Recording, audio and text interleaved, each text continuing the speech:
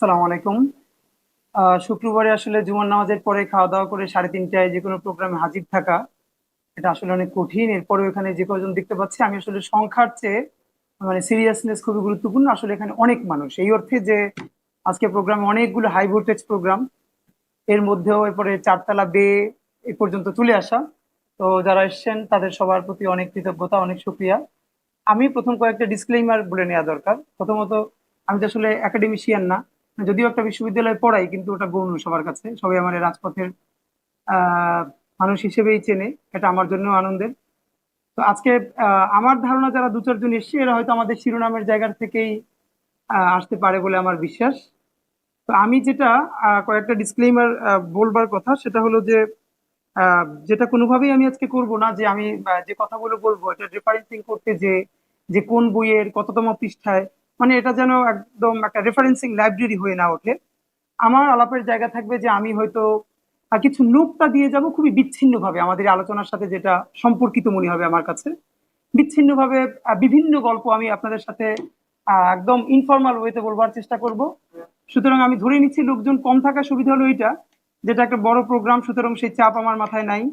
এটা আমরা যারা ভাই বন্ধু আছি নিজেরা গল্প করব, আলাপ করব। এই আলাপের পরে আমার যেটা নিজের একটা ইচ্ছা, সেটা হলো আমার পক্ষে যে হোক বিপক্ষে যে হোক এই আলাপের একটা উস্কানি যদি তৈরি হয়, তারপরে নতুন কোনো আলাপ তৈরি হয় এবং সেটাকে কেন্দ্র করে আরো 10টা প্রোগ্রাম যদি পরবর্তীতে হয়, সেটা আমার জন্য সব থেকে ভালো লাগা। তো সে জায়গা থেকে আমরা যেভাবে শুরু করতে চাই, আমি আপনাকে আজকে শিরোনামটা কয়েকটা শব্দ নিয়ে প্রথমে একটু আলাপ করে রাখবো, কারণ এটা আমরা যে সব জায়গায় শেয়ার করেছি, অনেক জায়গায় শব্দগুলো নিয়ে অনেকে বলেছেন ভিন্ন করে যে শব্দগুলোর তাৎপর্য কি। একটু একটু করে বলি যে যে শাহবাগ উত্তর জামানায়, আমাদের শিরোনামে বুঝবেন যে আমরা শাহবাগ উত্তর কালে বা না বলে আমরা জমানা বলছি। আর প্রথমত ধন্যবাদ, আজকের প্রোগ্রাম যারা আয়োজন করছেন এটা তো তাদের জন্য অত্যন্ত ঝুঁকিপূর্ণ এই অর্থে যে আহ এই শিরোনামে প্রোগ্রাম করা বাংলাদেশে ঝুঁকিপূর্ণ, এবং সেটা ঢাকা বিশ্ববিদ্যালয়ে আরো ঝুঁকিপূর্ণ। এই অডিটোরিয়ামটার প্রতি আমার যেটা একটা স্মৃতিচারণ আছে, আজ থেকে 3-4 বছর আগে এখানে আমার ডিপার্টমেন্ট থেকে একটা দিনব্যাপী ইংলিশ প্রেজেন্টেশন, ইংলিশের উপরে প্রেজেন্টেশন আর ফনেটিক্স এর উপরে আলাপ হয়েছিল। আমি একজন ওখানে ট্রেনার হিসেবে অংশগ্রহণ করেছিলাম। তো আজকে আবার অন্য পারপাজে আসা। একটু প্রথম বলা যে শাহবাগকে আসলে আমরা কিভাবে ফ্রেমিং করি বা করব। আমরা বলতে এখানে দুই একটা কথা বলে নেওয়া দরকার, যে আলোচনার স্পন্টেনিটি আসতে হয়তো একটু সময় লেগে যাবে, 2-4 মিনিট। আর আমি আপনাদেরকে দায়িত্ব নিয়ে বলি যে আপনাদেরকে বিরক্ত করে কথা শোনানোর মতো একদম দুঃসাহস আমার নাই। আমি আপনাদের চোখে চেয়ে যখন বুঝবুন যে আপনারা টায়ার্ড হয়ে গেছেন, ওখানে আলোচনা শেষ। কারণ একদিনে সব পড়াইয়া বুঝাই খায় ফেলবো, এটা খুব খারাপ কথা। আমি কিছু আলাপ তুলতে চাই, আপনারা আমাদের সাথে গল্প করবেন। এবং যখন আপনাদের ক্লান্তি চলে আসবে ইনশাল্লাহ তার আগে শেষ করে দিব। আর এমনিতেই আমার প্ল্যান ইনশাল্লাহ, এখন বাজে 4টা 40 পর্যন্ত সর্বোচ্চ, আমি হয়তো 40 মিনিট বলবার চেষ্টা করব। ওকে। শাহবাগ বলতে শাহবাগ ভার্সেস শাহবাগিতা, এই জায়গাটায় আমাদের নিজেদের বোঝাপড়া যেটা তৈরি করতে চাচ্ছি। 2013 সালে যে বাংলাদেশের শাহবাগ হয়েছে, আমরা মনে করি অন্তত কম করে হলেও সেটা গত 100 বছর, 1857 সালের যে সিপাহী বিপ্লব, তার পরবর্তী থেকে 2013, এই লম্বা সময়ের বাঙালি মুসলমানের চরিত্র, বাঙালি মুসলমানের ক্ষমতায়ন, ক্ষমতার থেকে সরে যাওয়া, এই দীর্ঘ যে যাত্রা, তাকে মানে তাকে নিষ্পেষিত করা, এর একটা আউটবার্স ফাইনালি যেটা ঘটেছে, এটা হয়েছে 2013 সালে। সুতরাং 2013 সালের শাহবাগকে আমরা দুটো জিনিসের সাথে ফ্রেমিং করতে চাই না। সেটা হলো, এক, শাহবাগ মানে শাহবাগের জায়গাটাকে, যে শাহবাগেই যে এসেছে সেই শাহবাগ ওন করে, নাকি ওয়াশিংটনে থেকেও কেউ শাহবাগ হতে পারে, অথবা অন্য কোথাও থেকেও হতে পারে। সুতরাং শাহবাগ ইজ এ সিম্বল। সেই সিম্বলটা কি অর্থে সেটা আমরা আলাপ করব। আর শাহবাগের সময়টাকে আমরা 2013কে ফ্রেমিং করি না, আমরা এটাকে ফ্রেমিং করার চেষ্টা করি অন্তত 47 থেকে তো শুরুই, বাট তারও অন্তত 50-60 বছর আগে থেকে। যে এই জার্নিটা কি করে হলো, সে করে পাকিস্তান আন্দোলন, মুক্তিযুদ্ধ, হতে হতে হতে হতে আজকের বাংলাদেশ। এবং আমরা আউট অ্যান্ড আউট একটা ব্যাপার ক্লিয়ার করি, আমরা এটা বলি যে এই যে আজকে 24-এর গণহত্যা, যেটা বলতে অনেক রাজনৈতিক দলেরও দ্বিধা আছে। অবশ্যই সেটা তাদের পাওয়ার পলিটিক্স এর সাথে অংশ, এখন পর্যন্ত যেহেতু আমরা পাওয়ার পলিটিক্স এর অংশ না, এই জন্য আমরা সাহস করে কিছু কথাবার্তা বলে ফেলতে পারি। আমরাও একদিন এমপি মন্ত্রী যদি হয়ে যায়, তখন আমরা আবার সেই সত্য কথা বলবো না। তার আগ পর্যন্ত তার বলতে দ্বিধা নাই, যাতে আমরা ভোট টোট পাই পরবর্তীতে। হ্যাঁ। তো সেটা হলো, আমরা শাহবাগ কে ফ্রেমিং যখন করছি পৃথিবীর সব জায়গা থেকেই, একইভাবে 2013 কে না, অন্তত 100 বছর ধরে আমরা এই শাহবাগের সময়টাকে ফ্রেমিং করব। এইখানের সামনে এসে 2024, আর সর্বশেষ অন্তত আপনি 1912-13 পর্যন্ত। আমি এই টাইমটাকে কেন বলছি সেটা সামনের গল্পে বলবো। আর যেটা আমরা টিএসসি তে কিছুদিন আগে, এই যে পরশু আমরা গণহত্যার 100তম দিন উপলক্ষে কান্দে আমার মায় যে প্রোগ্রামটা করেছি ইনকিলাব মঞ্চ থেকে, ওখানে আমরা খুব স্পষ্ট বলেছি যে শাহবাগ হলো বাংলাদেশের এমন একটা দেয়াল, যেই দেয়ালের আগে আর পরে, সামনে আর পিছনে, এইটার মধ্যে কোনো গ্রে এরিয়া নাই। এটা আপনাকে ক্লিয়ার হতে হবে। এই গণহত্যাটা হতে পেরেছে 13 শাহবাগের জন্য। শাহবাগ হলো এমন একটা জায়গা, এমন একটা নাম, যেটা প্রচন্ড আকারে ফ্যাসিবাদ কায়েমের আতুরঘর হিসেবে বাংলাদেশে পরিলক্ষিত হয়েছিল। সেই জায়গা থেকে হয়ে হয়ে হয়ে হয়ে আয়নাঘর হলো, শাপলা চত্বর হলো, এবং হতে হতে সর্বশেষ 24 পর্যন্ত হলো। আমরা যে আজকে কথা বলতে পারছি, এখানে কিছু মানুষ একত্র হতে পেরেছি, এটা তো একটুখানি স্বাধীনতার ফসলই। কিন্তু সেই ফসলটা কতদিন থাকবে, নাকি আবার নতুন কোনো শাহবাগ হয়ে আবারও কেউ কেউ ফাঁসির মঞ্চে ঝুলবে, এটা হয়তো ইতিহাস বলবে। একই সময় আমরা মনে করতে চাই জগন্নাথ বিশ্ববিদ্যালয়ের সামনে যে বাহাদুর শাহ পার্ক, আগের নাম ভিক্টোরিয়া পার্ক, এই পার্ক তো এখনো আমাদের চোখের সামনে আছে। সুতরাং কোনো কিছুই বিচ্ছিন্ন না, এখান থেকে শুরু। আমার খুব মনে পড়ে, একটু ফাঁকে বলি, যখন আপনাদের সামনে আজকে যতবার আমি কথাটা বলবো, কাইন্ডলি আমাকে আমি হিসেবে নিবেন না। আপনি মনে করবেন বাংলাদেশের 18 কোটি মানুষের মধ্যে আমি হলাম সেই সমাজের প্রতিনিধিত্ব করি, যারা বাংলাদেশে লক্ষ লক্ষ তাদের লোকজন আছে, তারা ভ্যাট দেয়, ট্যাক্স দেয়, কিন্তু সোসাইটিতে ক্ষমতায় বা সামাজিকীকরণের কোথাও তার স্টেক খুবই কম ছিল, এবং সেটা তাকে বৃহত্তর লড়াই করে করে করে করে তাকে বারবার বলতে হয়েছে আমি বাংলাদেশি, আমি বাঙালি মুসলমান, এই সেই বলে বলে। সুতরাং যতবার বলবো আমি, আপনারা এটাকে পড়বেন আমরা। আমি যতবার বলবো আমার আব্বা, অতবার কাইন্ডলি আপনারা পড়বেন আমাদের আব্বারা। কারণ আজকে আমি অনেক বড় ওই পরিসরে আলাপ না করে আমি একটা গল্প দিয়ে শুরু করতে চাই। গল্পটা কোনো না কোনো ভাবে পরবর্তীতে আমরা একাডেমিকলি রিড করতে পারবো। বছর খানেক আগে কোনো একটা ইস্যুকে কেন্দ্র করে আমি খুব সাহস করে সর্বশেষ একটা ফেসবুকে স্ট্যাটাস দিয়েছিলাম। স্ট্যাটাসটা রয়ে গেছে এখনো। এইটার পরেও অনেকে আমাকে বলেছে যেটা আমার হাইড করা দরকার। সেখানে আমি লম্বা স্ট্যাটাসের শেষের দিকে যেটা বলেছিলাম যে এখন যে বাংলাদেশ, এই বাংলাদেশে আহ এই অবস্থায় গণতন্ত্র আর কখনো হবে না। বাংলাদেশের ভবিষ্যৎ দুটো, ফ্যাসিজম হতে হতে রাষ্ট্রের মানুষের অধিকার সংকুচিত হতে হতে আরো সংকুচিত হবে, হতেই হবে। এরপরে একটা ম্যাসিভ ডিস্ট্রাকশন হবে, একদম তুমুল একটা ডিস্ট্রাকশন হবে। সেই ডিস্ট্রাকশনের পরে ধীরে ধীরে একটা রিকনসিলিয়েশন তৈরি হবে। সেই রিকনসিলিয়েশন কবে হবে, কত দিনের মধ্যে হবে আমরা জানি না। এর কোনো একদিন পর একটা নতুন বাংলাদেশ বিনির্মিত হবে। তো আমি তো আর রাষ্ট্রবিজ্ঞানী না, যদিও রাষ্ট্রবিজ্ঞানের ছাত্র, কিন্তু এইটা যে 1 বছরের মধ্যেই অন্তত এরকম কিছুটা ঘটে যাবে, এটা বুঝলে তো তখন আরো ভাবসাপ নিয়ে এটা দিতাম, বলতাম যে আমি রাষ্ট্রবিজ্ঞানী এই সে বলে। তো অতখানি সাহস করি নাই। আলাপটা হলো ম্যাসিভ ডিস্ট্রাকশন যেটা হওয়া উচিত ছিল সেটা তো হয় নাই। আমি সবসময় বলি জুলাই আন্দোলনটা আমাদের যেভাবে হাইলি একদম মানে শোর যে 15 দিন ছিল, যদিও প্রচুর রক্তপাত হতো, আরো অন্তত যদি এই আন্দোলনটা 3 থেকে 4 মাস কন্টিনিউ করতো, তাহলে বাংলাদেশের জন্য অনেক ভালো হতো। এই অর্থে ভালো হতো, খেয়াল করেন, আমরা এই ফ্যাসিবাদ পতনের জন্য বিভিন্ন গ্রুপ থেকে বিভিন্ন শ্রেণী পেশার মানুষ যখন রাজপথে নামলো, আমরা কাউকে চিনি না, মুখ চিনি না, কার কি মোটিভ জানি না, কার কি আদর্শ জানি না, আমরা সবাই মিলে হাসিনা পালিয়ে গেল। কিন্তু যেটা 3-4 মাস ধরে হতো, আমরা একে অপরের মধ্যে বোঝাপড়া তৈরি হতো। কারণ নেশন বিল্ডিং অথবা আরো ছোট করে করে স্টেট বিল্ডিং এর জন্য যেই জিনিসটা সবচেয়ে জরুরি, নিজের জনপরিসরে মানুষের মধ্যে বোঝাপড়া তৈরি হওয়া। শাহবাগ এমন একটা বিভাজিত সমাজ তৈরি করে দিয়েছিল, বোঝাপড়া তো দূরের কথা। আমরা, আপনি ভাবেন একটা দেশের মানুষের যেখানে অলমোস্ট 99% মানুষের ভাষা এক, 90% মানুষের ধর্ম এক, এবং বাকি যে 7 বা 8% অন্য ধর্মের, তাদেরকে আমরা ভীষণভাবে চিনি। কি পরিমাণ হোমোজেনাস একটা জায়গা, সেইখানকার মানুষের মধ্যে যে পরিমাণ বিভাজন তৈরি হলো, সেই বিভাজনের দাগ তো একদিন দুই দিনে ঘুচবে না। সুতরাং এই ফ্যাসিবাদের আইকন পালিয়ে যাবার সাথে সাথে আমাদের কিন্তু এখন বিভিন্ন নতুন নতুন উইং তৈরি হয়ে গেল, নতুন নতুন দোকান খুললো, এখন আমরা এর পক্ষে বিপক্ষে মিছিল দিচ্ছি। সেই অর্থে বলেছিলাম আরো আমাদের রক্ত ঝরতো, তবে 3-4 মাস যদি আরো হতো, আমরা ইন দ্য মিনটাইম অনেক বোঝাপড়া তৈরি করে ফেলতে পারতাম আমাদের জাতি গঠনে। যাই হোক, তাহলে আমি যেটা এখন বলতে চাই, এখন আমরা কোথায় আছি? আমরা আছি, ডিস্ট্রাকশন যা হবার হলো, সামনে আরো হবে কিনা এটা প্রশ্নের ব্যাপার। তবে এখন আমাদের পথ রিকনসিলিয়েশনের। আমরা এখানে বহু পথ, বহু মত, বহু মানুষ এখানে আছে, সবার ভিন্ন ভিন্ন দোকান আছে, দোকানকে আমি খারাপ অর্থে বলছি না, ভিন্ন ভিন্ন এজেন্ডা আছে। এদের সাথে আমরা সমঝোতাটা কি করে করবো, আলাপটা আমরা কি করে তুলবো তাদের সাথে, এই রিকনসিলিয়েশন কোন পথে হবে। সুতরাং এটা তো একটা দীর্ঘ জার্নি। আমরা আমার খুব ভালো লাগবে এই আলাপটা আজকে আপনাদের কাছে আমি খুব ঝুঁকি নিয়ে বলবো, খুবই অজনপ্রিয় এবং ঝুঁকিপূর্ণ আমার নিজের জন্য।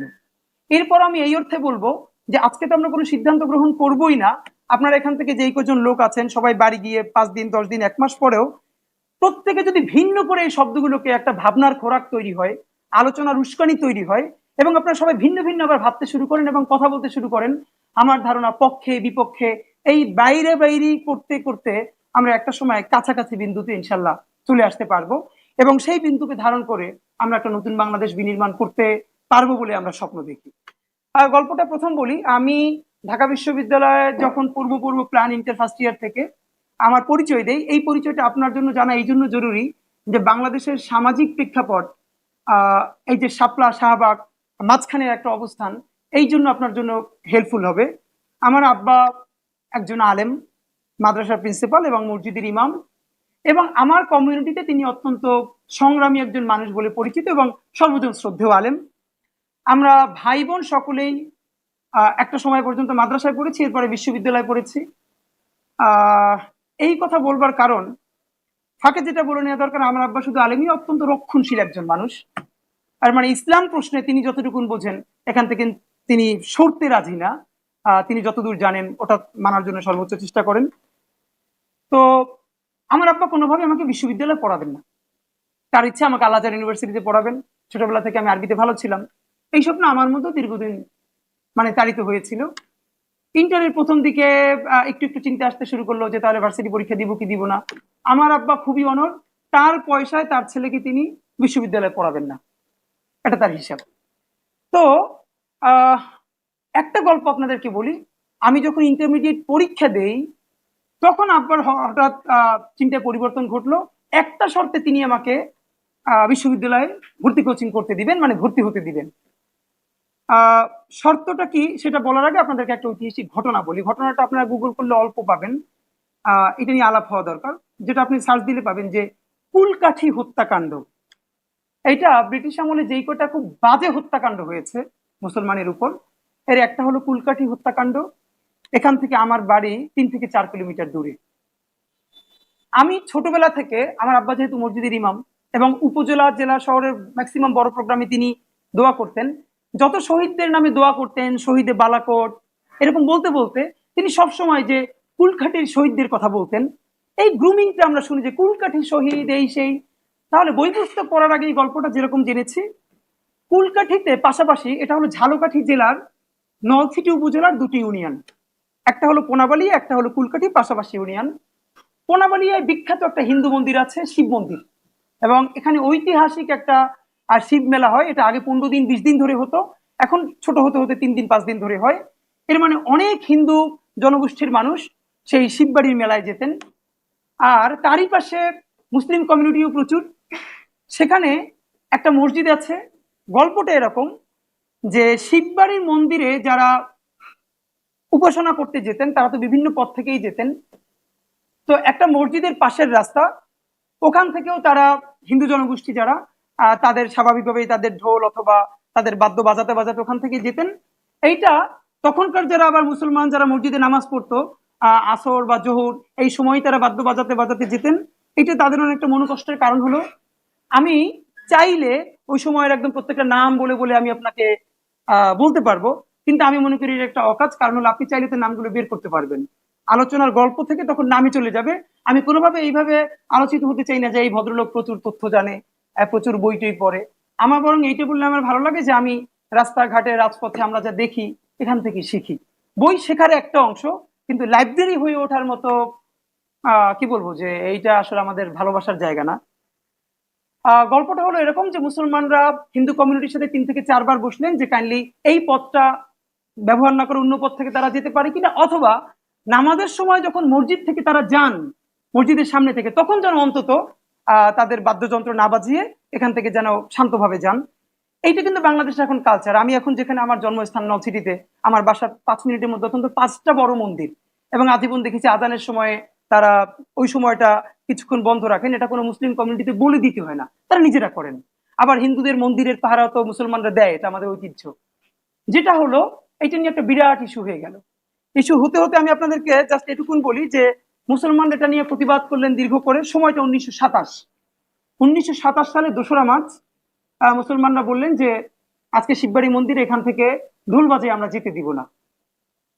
এইটা যখন ঘটনাটা ঘটবে তখন আপনার একটু ফাঁকে বলে রাখা ভালো যে সত্যেন সেন নামক একজন বড় হিন্দু নেতা ছিলেন, যখন একসময় তিনি বৃহত্তর বরিশালের কংগ্রেসের সভাপতি ছিলেন এবং সত্যাগ্রহ আন্দোলনের সাথে তার বিশাল নাম জড়িত। সত্যেন সেন, তার গল্প আমরা পরবর্তীতে আরো বিভিন্ন কারণেই বলবো। সত্যেন সেন নামক এই যে বড় হিন্দু নেতা, তিনি এই ঘটনা জানতে পেরে তার যে সেবক সংঘ আছেন বরিশাল এবং পটুয়াখালী, সেখান থেকে একটা বড় বাহিনী নিয়ে তিনি কুলকাঠিতে হাজির হলেন আগের দিন। তো মুসলমানরাও তারা ডিটারমাইন্ড, তারা এখান থেকে যেতে দিবে না। সত্যেন সেন তিনিও তার বাহিনী নিয়ে, স্বেচ্ছাসেবক নিয়ে ওখানে আসলেন, যেখান থেকে তারা মিছিল নিয়েই যাবেন মন্দিরে। এইটা জেনে তখন বৃহত্তর বাকেরগঞ্জের যিনি ম্যাজিস্ট্রেট ইএন ব্লান্ডি, নামটা আমি আবার একবার বলছি যে ইএন ব্লান্ডি, তিনিও গুর্খা সৈন্যদেরকে নিয়ে তখন সেখানে সমবেত হলেন। এরপরে 1927 সালের 2রা মার্চ মসজিদের দিকটায় অনেক মুসল্লি, উল্টো পাশে হিন্দুদের যে সেবা সংঘ তারাও যাবেন। আমরা যে গল্পটা শুনি বড় হয়েছে, মানে আমার আব্বা অথবা আমাদের পারিপাশে, যে তখন প্রচন্ড ঝগড়া বিবাদ শুরু হলো। মুসলমানরা একটা পর্যায়ে বলল বরিশালে ঘাড়কে বলে কল্লা, এরকম দেখাই বললো যে এই কল্লা উপরে থাকে, এখান থেকে যাইতে দিমু না। যে কল্লা উপরে থাকতে মসজিদের পাশ থেকে ঢোল বাজিয়ে যাইতে দিমু না, যেটা শুনেছি আমরা। এরপর এখান থেকে যাদের মধ্যে হিন্দুদের মধ্যে থাকা যারা মোটামুটি ইংলিশ জানতেন, তারা ইএন ব্ল্যান্ডিকে বললেন যে এখনই বলতেছে যে আমাদের কল্লা উড়াই দিবে বা কল্লা কাইটে ফেলবে, এই প্রস্তুতি নিতে। ইএন ব্ল্যান্ডির সাথে সাথে গুর্খা সৈন্যদেরকে আদেশ করলেন মুসলমানদের উপরে ফায়ার করার জন্য। এবং আপনি জানেন কিনা আজকে বলি, 19 জন মুসল্লি সাথে সাথে শহীদ হলেন কুলকাঠিতে। 19 জন মুসল্লি সাথে সাথে শহীদ হলেন এবং মসজিদের মধ্যে যারা অনেকে ছিলেন তারা আহত হলেন। তো কুলকাঠি হত্যাকাণ্ড ঘটলো 1927 সালের 2 মার্চ। 19 জন মুসল্লি শহীদ হলেন ইএন ব্ল্যান্ডির সরাসরি নির্দেশে গুর্খা সৈন্যদের গুলিতে। এটা নিয়ে পরবর্তীতে আন্দোলন হলো। যেটা হলো, ফাঁকে আপনাদেরকে বলি, শেরে বাংলা পরবর্তীতে সেই কুলকাঠিতে গেছেন এবং তিনি গিয়ে এই যারা শহীদ হয়েছে তাদের পরিবারকে জমি দেওয়ার চেষ্টা করেছেন। ওই গ্রামটাকে শহীদিয়া নামকরণ করেছেন, শহীদিয়া স্কুল, শহীদিয়া মাদ্রাসা নামে 2টো প্রতিষ্ঠান ওখানে করেছেন। এটা আপনারা সার্চ দিলে পাবেন। এখন আমি আপনাকে যে গল্পটা শোনাতে চাই, আব্বা যে কারণে আমার বিশ্ববিদ্যালয়ে ভর্তি হইতে রাজি হইলেন, মানে আমার কথা ফর্মাল হয়ে গেলে আপনারা বললেন, আমি ফর্মাল কথা বলতে চাই না, খুবই বৈঠকি আলাপে বলতে চাই। আব্বার দীর্ঘ মনোবেদনা, মুসলমানরা ইংলিশ না জানার কারণে 19 জন মুসলমানের তাজা প্রাণ ওইখানে শহীদ হয়ে গেছে। আব্বা মানে তৎকালীন আমার আব্বার মতো বহু মানুষ, তাদের এই মনোবেদনা যে মুসলমানরা বলেছে এই কল্লা থাকতে এইখান থেকে যাইতে দিব না, আর তাদেরকে ইন্টারপ্রেট করা হয়েছে এই কল্লা এখন কোপাই ফেলাই দেওয়া হবে বা এরকম একটা কিছু। তো আব্বার কথা হইলো, সে আইসা বললো তার তো আজীবন বেদনা আছে, তার মানে তাদের যে মুসলমানরা ইংরেজি না শেখার ফলে এই যে তাদের সাথে ভুল বোঝাবুঝি তৈরি হলো এবং এতগুলো প্রাণ গেল। সুতরাং তুমি যদি ইংরেজি শিখে অথবা এই জেনারেল শিক্ষায় শিক্ষিত হইয়া তোমার এই শিক্ষা যদি বাঙালি মুসলমান যারা সংখ্যায় কোটি কোটি কিন্তু তাদের ক্ষমতা নাই, তাদের ভাষা নাই, তাদের জ্ঞান নাই, তারা গুলি খায় শহীদ হয়, সর্বোচ্চ পরবর্তীতে 2-1 কাঠা জমি পায়, তাদের উপকারে যদি লাগে, শুধু এই কারণেই আমি তোমার বিশ্ববিদ্যালয়ে পড়তে দিতে রাজি। এবং তিনি আমার পরবর্তীতে বিশ্ববিদ্যালয়ে ভর্তি কোচিং করতে দিলেন। গল্পটার মধ্যে এভাবে শুরু করলাম এই জন্য, আপনারা নিশ্চয়ই বুঝতে পারবেন বাঙালি মুসলমান তার যে দীর্ঘদিনের মনোবেদনা পোষণ করে আসছে, তাকে ডিহুম্যানাইজ করা হয়েছে বিভিন্ন ভাবে। এইটা আমি আমার আব্বার এই গল্পটার মধ্যে দিয়ে, আমার বেড়ে ওঠার মধ্যে দিয়ে গল্প মানে আপনাকে বলবো। বিশ্ববিদ্যালয়ে ভর্তি কোচিং এর সময় যখন ফাঁকে ফাঁকে একটু অন্য পড়া পড়তাম, তখন আমি আবুল মনসুর আহমেদের আমার দেখা রাজনীতির 50 বছর বইটা পড়া শুরু করি। ফাঁকে ফাঁকে যে গল্প আকারে পড়ি, তখন আমি ভার্সিটিতে ভর্তি হই নাই। আপনাদের কাইন্ড ইনফরমেশনের জন্য বলি, এই গল্পটা আবুল মনসুর আহমেদ তার আমার দেখা রাজনীতির 50 বছরের একদম শুরুর দিকে তিনি উল্লেখ করেছেন, যে কুলকাঠি হত্যাকাণ্ড সংক্ষেপে বলেছেন। এবং শেরে বাংলা যে পরবর্তীতে এসে এখানে জমি দিয়েছেন, এবং ভালো কথা ব্লান্ডিকে শেরে বাংলা শহীদিয়া এসে সমাবেশে যে বলেছেন ব্লাডি, এই বলে তাকে উপাধি দিয়েছেন। পরে তাকে চাকরিচ্যুত করা হয়েছে, ব্লান্ডিকে তিনি ব্লাডি বলেছেন, চাকরিচ্যুত করেছেন, মানে কিছু একটা রিয়াকশন হয়েছে। কিন্তু আফসোস দেখেন, এইরকম একটা গল্প আজকের আগে আপনারা কয়জন জানতেন আমি জানি না, যে এই গল্পটা কিন্তু 1927 সনের, এর মানে 100 বছর পুরনো তো হয় নাই, আমরা অনেকে জানি না। এর মানে গল্প যেভাবে নির্মিত হয়, গল্প কিভাবে হয়, গল্পের মধ্যে শব্দ, শব্দের রাজনীতি, এইগুলো না বোঝা পর্যন্ত আমরা আমাদের সার্বভৌমত্ব, আমাদের ক্ষমতা আমাদের কোনোদিন হয়ে উঠবে না। যেজন্য আমরা শাহবাগকে শুধু শাহবাগ স্থানকে বুঝাচ্ছি না, সারা দুনিয়ার সব জায়গায় শাহবাগ হতে পারে। আমরা সার্বভৌম সংস্কৃতি, আচ্ছা জমানায় এটার মধ্যে তো একটা ভিন্ন সেন্স আছে। সার্বভৌম সংস্কৃতি বলতে কালকে একজন ভালো চিন্তক উনি প্রশ্ন করেছেন আমাদের কমেন্টে যে সার্বভৌম সংস্কৃতিটা কি। বড় আলাপ না দিয়ে সংক্ষেপে আমরা ছোট মানুষ যা বলি আমরা সেটা বুঝতে চাই। সার্বভৌমত্ব আর সার্বভৌম মানে যা আমার, যার মধ্যে তাবেদারি নাই, কোনো চাপিয়ে দেয়া নাই, এটা তো সার্বভৌম। এর চেয়ে সহজ কিছু তো আমরা বুঝি না। যদি এর কোনো একাডেমিক সংজ্ঞা থেকেও থাকে, আমরা তা মানি না বা বুঝি না এই কারণে, কারণ আপনারা জানেন শব্দের ফ্রেমিং দুইভাবে হয়। তার আক্ষরিক অর্থকে ছাপিয়ে গিয়েও তার এক সময় বৃহত্তর অর্থ একটা কালচারাল কনোটেশন তৈরি হয়। সুতরাং সার্বভৌম ইন আ সেন্স যে আমার, আমাদের এবং তার প্রকাশের স্বাধীনতার, তাই সার্বভৌম। আমরা সার্বভৌম সংস্কৃতি বলতে বোঝাতে চাই তাই আমাদের যে নিজস্ব এলিমেন্ট, আমাদের যে উপাদান কথায়, কাজে, সিনেমায়, রাজনীতিতে, প্রতিদিনকার শব্দ বাক্যে, তাই কি আমাদের বই পুস্তকে পত্রিকায় আছে?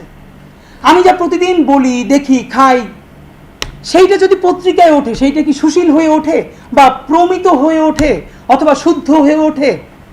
সুতরাং যা আমার, যা আমাদের, যা আমরা বলি মেকি না, এটাকে বলতে পারবার যে ক্ষমতা বা স্বাধীনতা আমাদের কাছে, তাই সার্বভৌম সংস্কৃতি।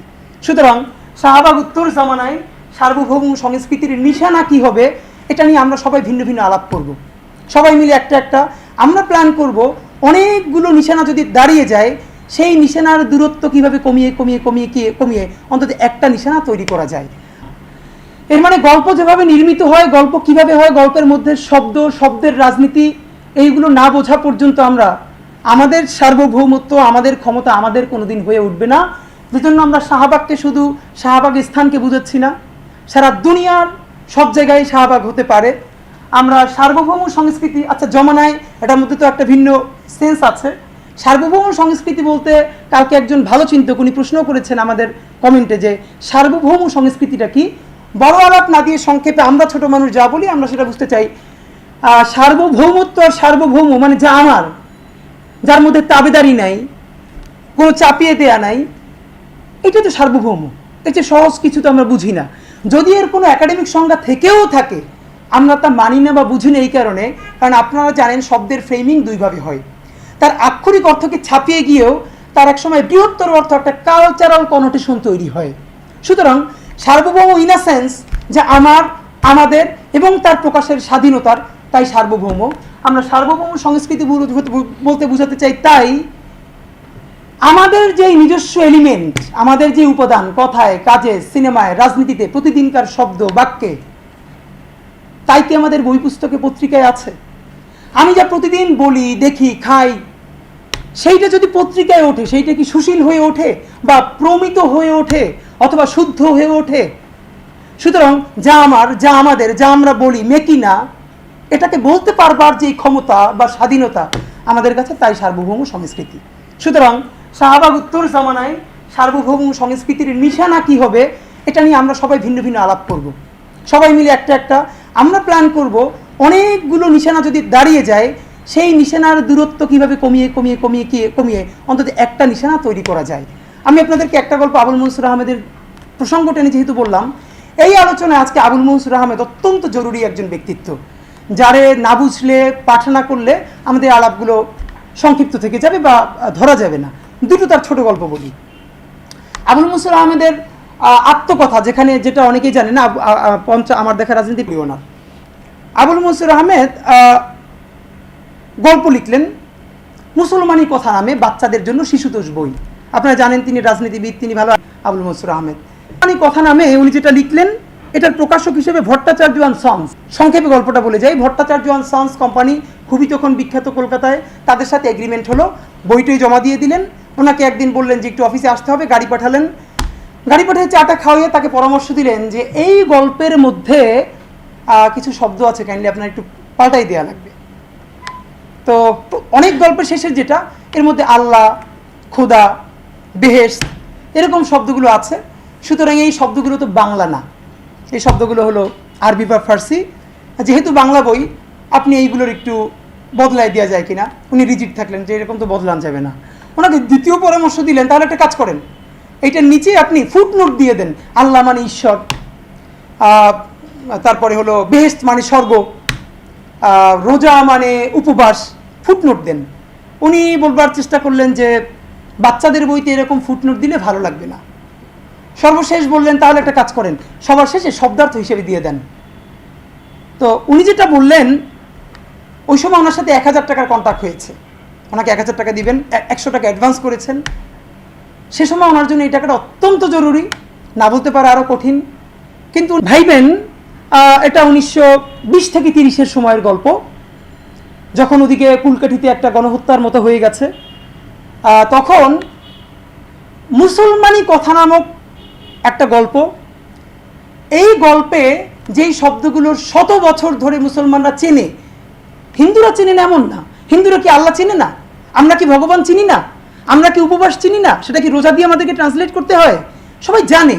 সেই শব্দ দিয়ে বই প্রকাশ করা যাবে না, কারণ তার পাবলিশার একজন বিখ্যাত হিন্দু পরিবার থেকে, এবং এখানে তাদের আপত্তি আছে। একটা গল্প গেল। দ্বিতীয় গল্পটা হলো তার প্রায় 12 বছর পর, তখন শেরে বাংলা শিক্ষামন্ত্রী, আরও শিক্ষাক্রমে থাকবে, এবং এ বইটা আরও বেশি চলবে, কারণ এখন প্রাইমারি আর মক্তব ত্যাগ হয়ে গেছে। সুতরাং ওনার রেভিনিউ বাড়বে, ওনার মনটন খুব খুশি। হঠাৎ করে ওনার কাছে চিঠি আসলো, আল্লাহ, বেহেশত, রোজা, আরবি ফার্সি শব্দ না বাংলা শব্দ, এই বিতর্ক আমরা পরে করব। উনি প্রথম বললেন যে এইবার তার আমার সাথে পারবা না, এই কারণে না। তো উনি কলকাতা গেলেন ময়মনসিংহ থেকে, গিয়ে শেরে বাংলার সাথে সাক্ষাৎ করলেন এবং বললেন যে এই অবস্থা দেখেন, তারা এই কথাগুলো বলতেছে। শেরে বাংলা আমরা যা আছে এলিমেন্ট এগুলো বলবো, এরপরে আমরা বোঝার চেষ্টা করব যে আসলে কি। শেরে বাংলা বলছেন যে হিন্দু বদমাইশ অফিসারগুলোর জন্য পারলাম না, এবার তোমার একটু দেরি হয়ে গেছে, তবে আগামী বছর মিস যাবে না। আবুল মনসুর আহমেদ ভাবলেন, শেরে বাংলার শিক্ষামন্ত্রী, তারপরও তিনি এই গল্প গ্রন্থকে পাশ করাতে পারেন নাই শিক্ষাক্রমে। সেখানে কৈফিয়ত দেওয়া হয়েছে। আমি আপনাকে বলি যে আল্লাহ, খোদা, পানি ইত্যাদি শব্দ প্রাইমারির পাঠ্যপুস্তকে থাকলে হিন্দু ছাত্রদের ধর্মাঘাতে আঘাত লাগবে। আবার বলি, তাদের অনুভূতিতে আঘাত লাগবে। আল্লাহ, খোদা, পানি ইত্যাদি শব্দগুলো প্রাইমারি পাঠ্যপুস্তকে থাকলে হিন্দু ছাত্রদের অনুভূতিতে মারাত্মকভাবে আঘাত লাগবে। এই 3টে গল্প আপনাকে একবার বললাম, আসেন ছোট করে সুতোয় বাঁধি।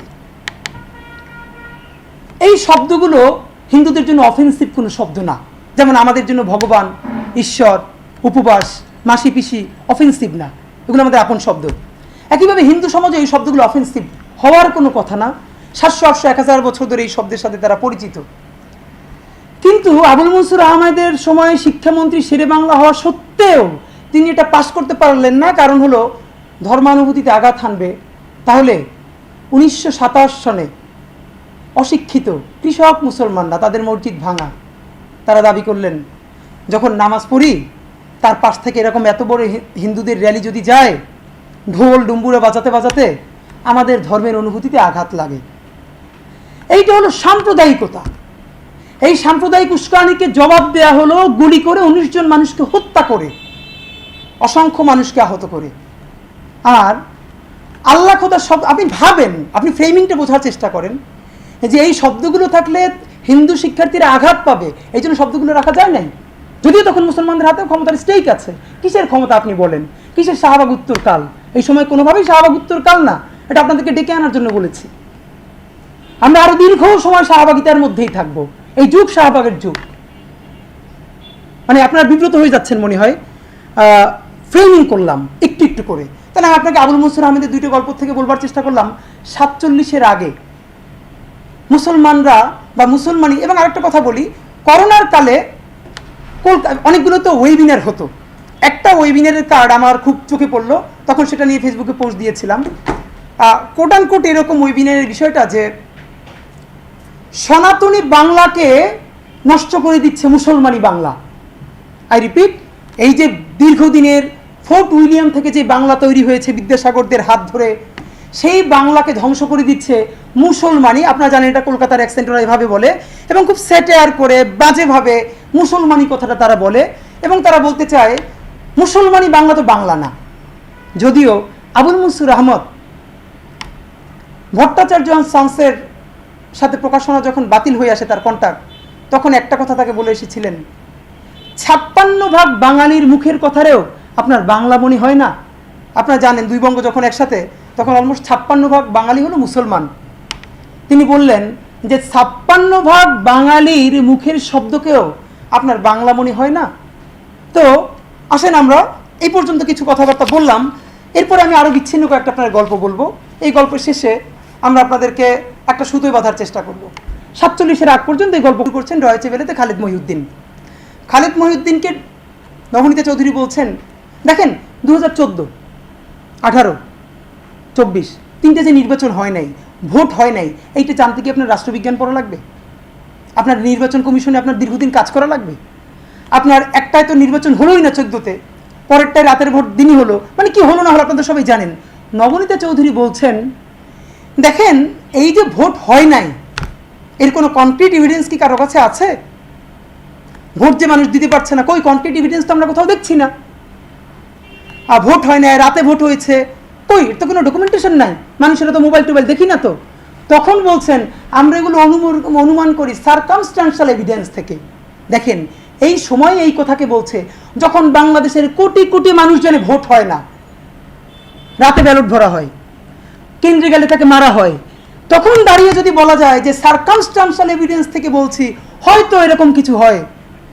এবার আপনি বলেন আজ থেকে 20 বছর পর আপনি বা আপনার সন্তান 14 থেকে 24-এর নির্বাচন নিয়ে সে কাজ করবে, তার প্রাইমারি সোর্স কি?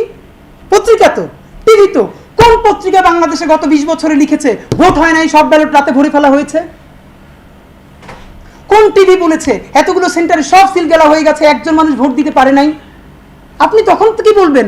এই যে প্রত্যেকটা পত্রিকায় এসছে, প্রথম আলো থেকে শুরু করে, ভোট হয়েছে, সামান্য কিছু কারচুপি হয়েছে, এই যে টিভির ফুটেজ আপনি নিজের চোখে দেখতেছেন, আপনার সামনে আপনার ইতিহাস কিভাবে নাই হয়ে গেছে, তাহলে আপনি কি করে ফিল করবেন 200 বছর আগে আপনার ইতিহাস এখন আপনার হাতে ডকুমেন্টেড থাকবে?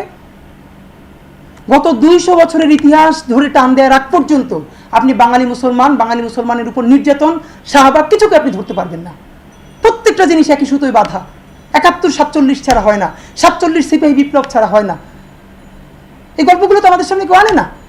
তা আপনি এখন বলেন না, আজকে যদি 24-এর বিপ্লব সফল না হতো, আপনি আজকে যাতে গণহত্যা বলতেন, এদেশে গণহত্যা হতো কোনটা? অসংখ্য নাৎসি ফ্যাসিস্ট পুলিশ যখন মানুষকে মেরে ফেললো, তার বিপরীতে মানুষ যখন প্রতিরোধ গড়ে তুললো এবং সেখানে কিছু পুলিশ মারা পড়লো, গণহত্যা হতো এইটাই। বাংলাদেশের মানুষ সব গণহত্যাকারী হয়ে যেত, আর ভিকটিম হয়ে যেত এই ফ্যাসিস্ট পুলিশরা। ন্যারেটিভ তো এটা। আপনি দেখেন না 5 তারিখের আগ পর্যন্ত কয়টা টিভির কি ফুটেজ, কি পত্রিকা, টিভি চ্যানেল, এগুলো তো আল্লাহ আসমান থেকে বানাইয়া ফেরেশতাদেরকে দিয়ে প্রতিদিন ঢাকার রাজধানীতে পাঠায় না, যে ফেরেশতারা দেখে লিখে দিচ্ছেন। এগুলো ডকুমেন্টেশন কিভাবে তৈরি হয়? দেখেন একটা জীবনের একটা শব্দ মানুষের পরবর্তী জীবনে যে কিভাবে বদলে দেয় আপনি চিন্তাও করতে পারবেন না। আল মাহমুদ জীবনে নজরুলের একটা শব্দ দিয়ে এত অনুপ্রাণিত হলো, সেইটা যে তারপরে আল মাহমুদ বানাবে এটা তিনিও তখন বুঝতেন না।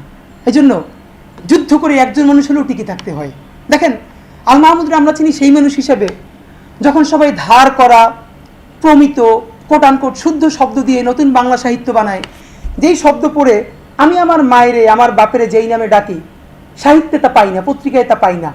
আল মাহমুদ হলেন সেই লোক যিনি ঘরের দুয়ারের চৌকাঠের শব্দগুলোরে শুদ্ধ করে তুললেন, সার্বভৌম করে তুললেন। এই স্পিরিট তার কোত্থেকে আসলো? আল মাহমুদ তার স্মৃতি কথায় বলছেন, ছোটবেলায় কবিতা পড়ি, হঠাৎ করে নজরুলের একটা কবিতা পড়ি, সম্ভবত ফাতিহায়ে ওয়াজদাহম বা এই কবিতাটা।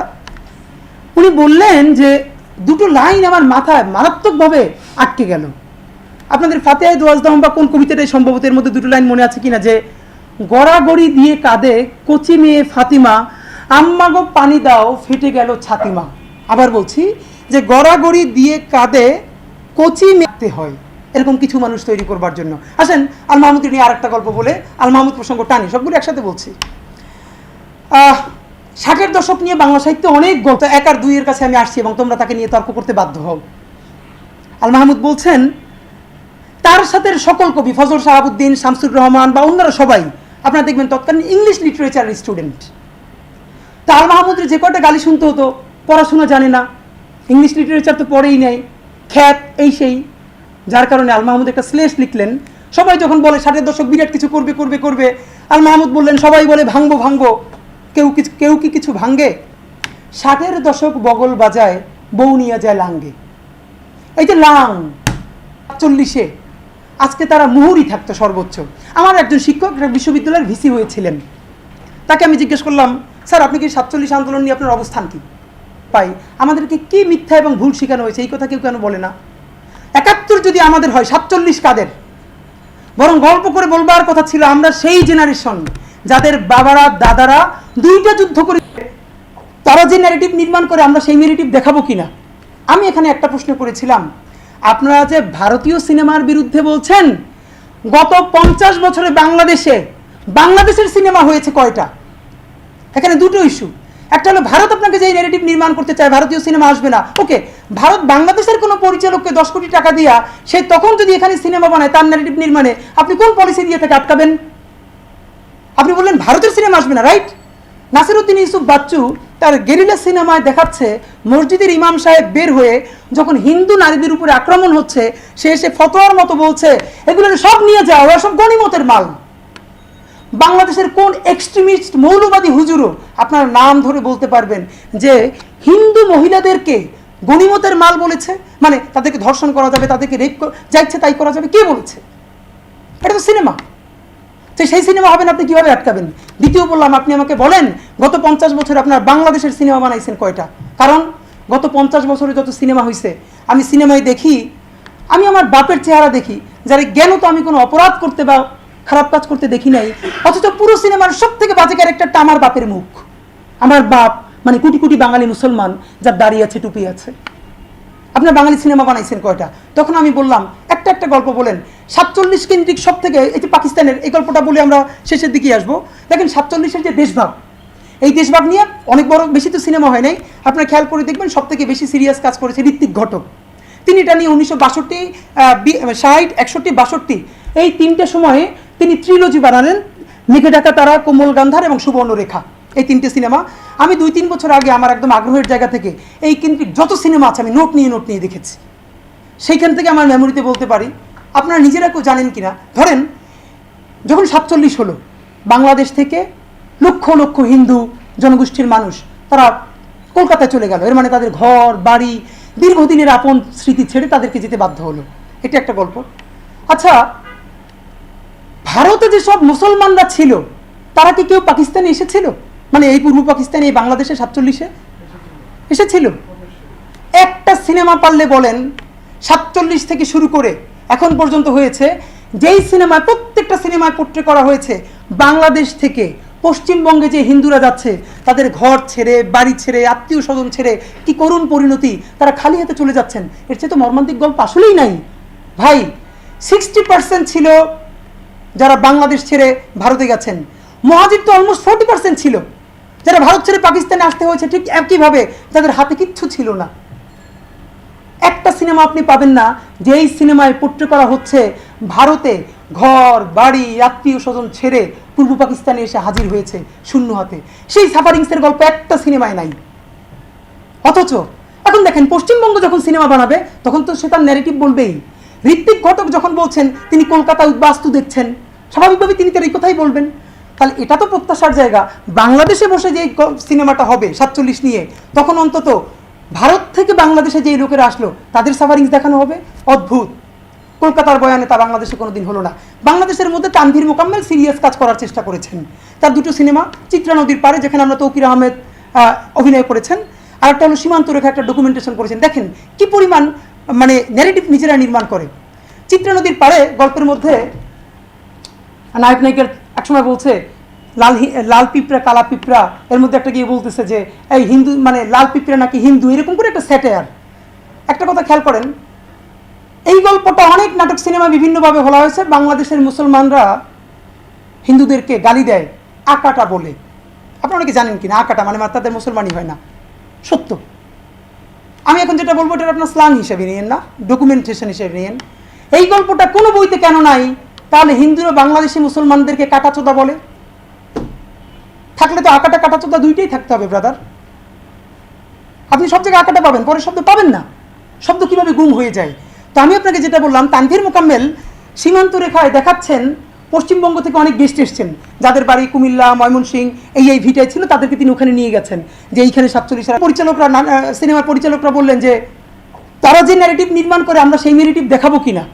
আমি এখানে একটা প্রশ্ন করেছিলাম, আপনারা যে ভারতীয় সিনেমার বিরুদ্ধে বলছেন, গত 50 বছরে বাংলাদেশের সিনেমা হয়েছে কয়টা? এখানে দুটো ইস্যু। একটা হলো ভারত আপনাকে যে ন্যারেটিভ নির্মাণ করতে চায় ভারতীয় সিনেমা আসবে না, ওকে, ভারত বাংলাদেশের কোনো পরিচালককে 10 কোটি টাকা দিয়া সে তখন যদি এখানে সিনেমা বানায় তার ন্যারেটিভ নির্মাণে, আপনি কোন পলিসি দিয়ে তাকে আটকাবেন? আপনি বললেন ভারতের সিনেমা আসবে না, রাইট? নাসিরউদ্দিন ইউসুফ বাচ্চু তার গেরিলা সিনেমায় দেখাচ্ছে মসজিদের ইমাম সাহেব বের হয়ে যখন হিন্দু নারীদের উপরে আক্রমণ হচ্ছে, সে এসে ফতোয়ার মতো বলছে এগুলো সব নিয়ে যাও, ওরা সব গনিমতের মাল। বাংলাদেশের কোন এক্সট্রিমিস্ট মৌলবাদী হুজুরও আপনার নাম ধরে বলতে পারবেন যে হিন্দু মহিলাদেরকে গনিমতের মাল বলেছে, মানে তাদেরকে ধর্ষণ করা যাবে, তাদেরকে রেপ যা ইচ্ছে তাই করা যাবে? কে বলেছে? এটা তো সিনেমা। তো সেই সিনেমা হবে না, আপনি কিভাবে আটকাবেন? দ্বিতীয় বললাম, আপনি আমাকে বলেন গত 50 বছরে আপনার বাংলাদেশের সিনেমা বানাইছেন কয়টা? কারণ গত 50 বছরে যত সিনেমা হয়েছে আমি সিনেমায় দেখি, আমি আমার বাপের চেহারা দেখি, যারা জ্ঞান তো আমি কোনো অপরাধ করতে বা খারাপ কাজ করতে দেখি নাই, অথচ পুরো সিনেমার সব থেকে বাজে ক্যারেক্টারটা আমার বাপের মুখ। আমার বাপ মানে কোটি কোটি বাঙালি মুসলমান যার দাড়ি আছে, টুপি আছে। আপনার বাঙালি সিনেমা বানাইছেন কয়টা? তখন আমি বললাম একটা গল্প বলেন। 47 কেন্দ্রিক সব থেকে, এই যে পাকিস্তানের, এই গল্পটা বলে আমরা শেষের দিকে আসবো। দেখেন 47-এর যে দেশভাগ, এই দেশভাগ নিয়ে অনেক বড় বেশি তো সিনেমা হয় নাই, আপনারা খেয়াল করে দেখবেন সব থেকে বেশি সিরিয়াস কাজ করেছে ঋত্বিক ঘটক। তিনি এটা নিয়ে 1962, 60, 61, 62 এই 3টে সময়ে তিনি ট্রিলজি বানালেন, মেঘে ঢাকা তারা, কোমল গান্ধার এবং সুবর্ণরেখা, এই 3টে সিনেমা। আমি 2-3 বছর আগে আমার একদম আগ্রহের জায়গা থেকে এই কেন্দ্রিক যত সিনেমা আছে আমি নোট নিয়ে দেখেছি। সেইখান থেকে আমার মেমোরিতে বলতে পারি, আপনারা নিজেরা কেউ জানেন কিনা, ধরেন যখন 47 হলো, বাংলাদেশ থেকে লক্ষ লক্ষ হিন্দু জনগোষ্ঠীর মানুষ তারা কলকাতায় চলে গেল। এর মানে তাদের ঘর বাড়ি, দীর্ঘদিনের আপন স্মৃতি ছেড়ে তাদেরকে যেতে বাধ্য হলো। এটা একটা গল্প। আচ্ছা, ভারতে যেসব মুসলমানরা ছিল তারা কি কেউ পাকিস্তানে এসেছিল? মানে এই পূর্ব পাকিস্তানে, এই বাংলাদেশে 47-এ এসেছিল? একটা সিনেমা পারলে বলেন 47 থেকে শুরু করে এখন পর্যন্ত হয়েছে, যেই সিনেমায়, প্রত্যেকটা সিনেমায় পোট্রে করা হয়েছে বাংলাদেশ থেকে পশ্চিমবঙ্গে যে হিন্দুরা যাচ্ছে, তাদের ঘর ছেড়ে, বাড়ি ছেড়ে, আত্মীয় স্বজন ছেড়ে, কি করুণ পরিণতি, তারা খালি হাতে চলে যাচ্ছেন। এর চেয়ে তো মর্মান্তিক গল্প আসলেই নাই ভাই। 60% ছিল যারা বাংলাদেশ ছেড়ে ভারতে গেছেন, মহাজির তো অলমোস্ট 40% ছিল যারা ভারত ছেড়ে পাকিস্তানে আসতে হয়েছে, ঠিক একইভাবে যাদের হাতে কিচ্ছু ছিল না। একটা সিনেমা আপনি পাবেন না যেই সিনেমায় পোট্রে করা হচ্ছে ভারতে ঘর বাড়ি আত্মীয় স্বজন ছেড়ে পূর্ব পাকিস্তানে এসে হাজির হয়েছে শূন্য হাতে। সেই সাফারিংসের গল্প একটা সিনেমায় নাই। অথচ এখন দেখেন পশ্চিমবঙ্গ যখন সিনেমা বানাবে তখন তো সে তার ন্যারেটিভ বলবেই। ঋত্বিক ঘটক যখন বলছেন তিনি কলকাতা উদ্বাস্তু দেখছেন, স্বাভাবিকভাবে তিনি তার এই কথাই বলবেন। তাহলে এটা তো প্রত্যাশার জায়গা। বাংলাদেশে বসে যে সিনেমাটা হবে 47 নিয়ে, তখন অন্তত ভারত থেকে বাংলাদেশে যেই লোকেরা আসলো তাদের সাফারিংস দেখানো হবে। অদ্ভুত। কলকাতার বয়ানে তা বাংলাদেশে কোনোদিন হলো না। আমরা রাজাকার না, আমরা মুক্তিযোদ্ধা। তারা বললেন তুমি কে আমি কে, রাজাকার রাজাকার। কে বলেছে স্বৈরাচার, এটা পরে অ্যাড করা হয়েছে। সেই রাত্রের সাক্ষী আমি। আক্তারকে আমি ফোন দিয়েছি, আমার সাথে জাবের আছে। রিক্সা থেকে যখন ঢুকছে মৎস্য ভবনের দিক থেকে, মেয়েরা রোকেয়া হল থেকে অন্য হল ভেঙে যখন মিছিল করলো, দেখি রান্দা চাপাতি নিয়া ওইদিকে ট্রাকে জড়ো হয়ে গেছে। আক্তারকে ফোন দিয়ে বললাম জলদি মিটিং ক্লোজ করো, ঢুকে যেতে বলো সবাই হলে, এখনই অ্যাটাক হবে। সেদিনে স্বৈরাচার পরে যোগ করা হয়েছে। সুতরাং কারো কাছ থেকে ভ্যালিডেশন নিয়ে নিজের সার্বভৌম সংস্কৃতি তৈরি করা যাবে না। কথা সর্বশেষ এটাই, শাহবাগ মানে শাহবাগ কোনো জায়গা নাই, সারা বিশ্বের সেই সব জমিন যেখানে ফ্যাসিবাদ উৎপাদন হয়। আর সার্বভৌম সংস্কৃতি তাই প্রত্যেকটা মানুষ ঘরে বাবার সাথে, মায়ের সাথে, বন্ধুর সাথে যা বলে, বইয়ে পুস্তকে প্রত্যেকটা জায়গায় সেই কথাই যদি তুলে আনতে পারে, তখন তার সংস্কৃতি সার্বভৌম হয়। বাংলাদেশে সার্বভৌম সংস্কৃতিও নাই। শাহবাগের বিরুদ্ধে লড়াইয়ের একটা ফেজে আমরা আছি। আমাদের এই লড়াইটা হবে শাহবাগিতার বিরুদ্ধে, সার্বভৌম সংস্কৃতির পক্ষে। তাবেদারির বিপক্ষে। আমি টুকটাক কিছু নুক্তা দিয়ে গেলাম, আমি আমার আলাপটা হয়তো করতে পারি নাই, আমাদের পরবর্তী আলোচনা আছে। আপনাদের আগ্রহ থাকলে নতুন বাংলাদেশ বিনির্মাণের ইনসাফের রাষ্ট্রে সে আলাপ আমরা আগায় নিয়ে যাব। ধন্যবাদ। বাংলাদেশ জিন্দাবাদ, ইনকিলাব জিন্দাবাদ।